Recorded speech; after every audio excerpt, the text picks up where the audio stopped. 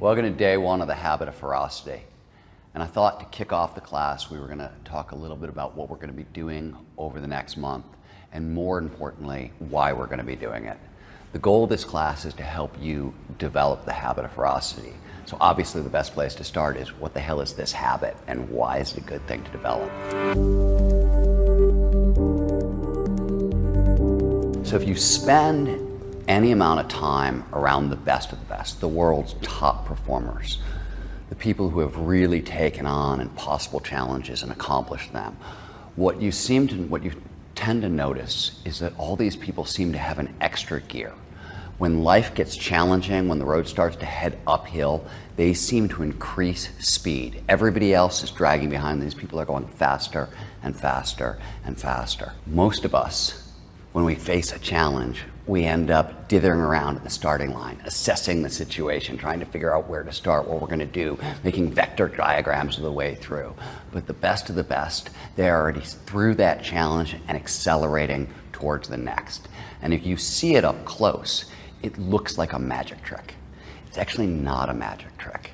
It's a byproduct of a lot of years of work.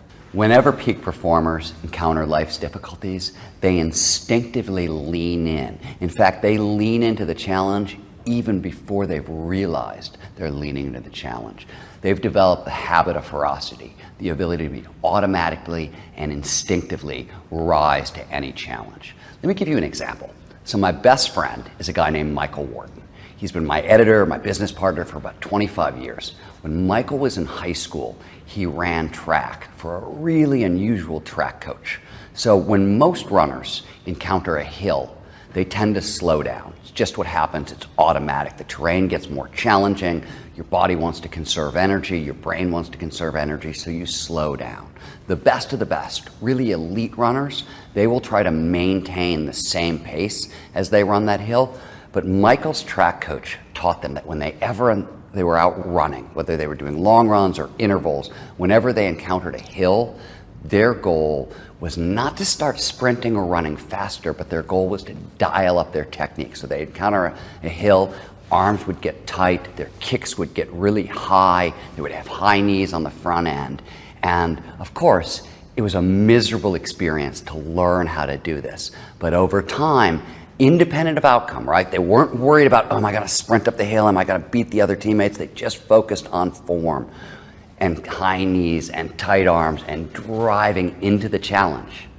And the end result over time was they did learn how to sprint up hills. So while the best of the best, the elite runners in the world, are trying to maintain pace, they train themselves how to sprint uphill when the challenge got harder. Now, of course, in the beginning, when they first were learning to run this way, it was miserable. It sucked. It was terrible. They suffered for it for weeks and weeks and weeks. But then, at a certain point, it became automatic. They saw a hill, and automatically they just slipped into that tighter form, and the end result is they learned to accelerate up that hill. They developed what I would call a ferocious habit. The habit of ferocity is that same kind of approach, just applied to your entire life.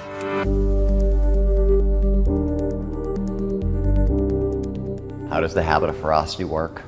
One reason it works is because the best of the best don't rely on a single fuel source. What they've learned how to do is to take all of life's motivators, everything that motivates us, and perfectly stack and align those motivators. So what motivates us?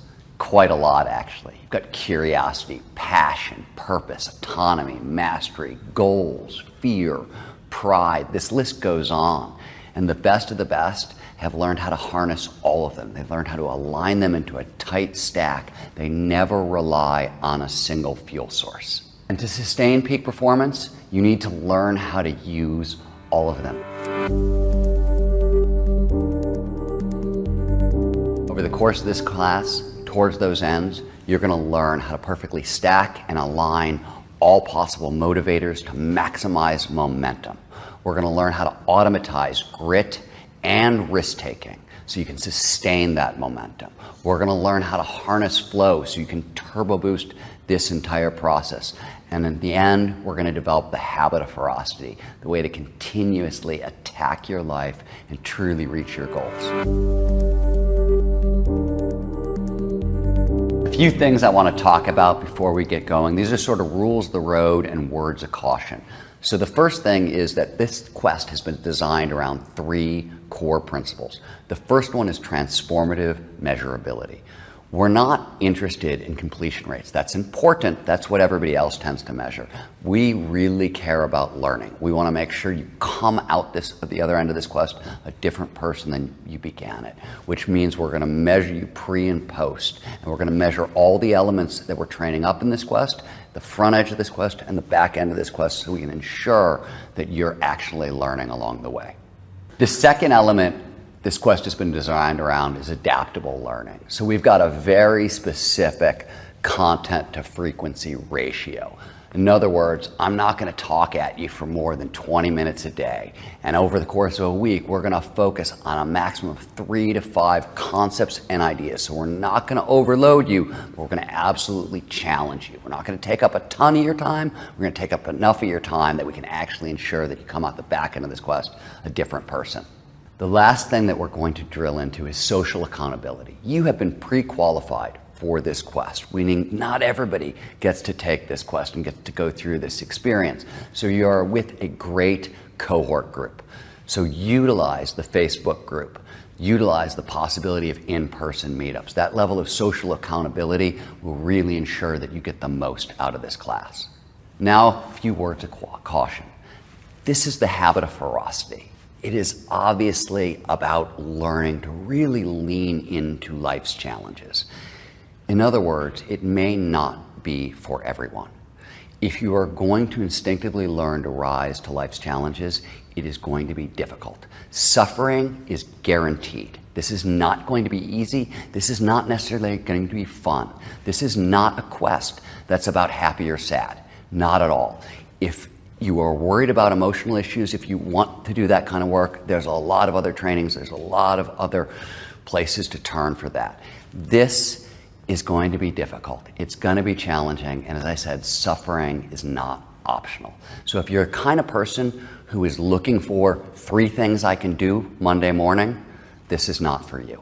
This is about 3 things you can do on Monday, Tuesday, Wednesday, Thursday, Friday, Saturday, Sunday, repeat, week after week, month after month, year after year, for the course of a career, for the course of a lifetime. That's what we're doing here, and that's going to require the habit of ferocity.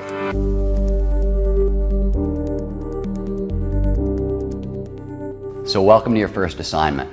I want you to write down the 3 reasons you're here. The idea is to kind of align your core values with the outcomes of this quest. So you've heard a little bit about the habit of ferocity. You know what we're doing here. Write down the 3 things that are inside of you that are core to who you are, that this quest most aligns with. Think about who you want to become on the other side of this and write that down. That's the place we're going to start.